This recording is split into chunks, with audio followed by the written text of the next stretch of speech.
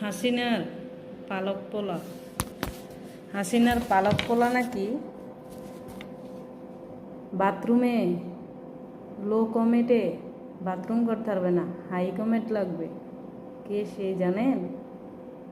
হাসিনার পালক পোলা, সে হচ্ছে পলক। হ্যাঁ, পলকের হাই কমেট লাগবো বাথরুম করতে। আর এই হাই কমেট থেকেই তোরে তুলে পানি খাওয়াইব যে আইনজীবী আসো।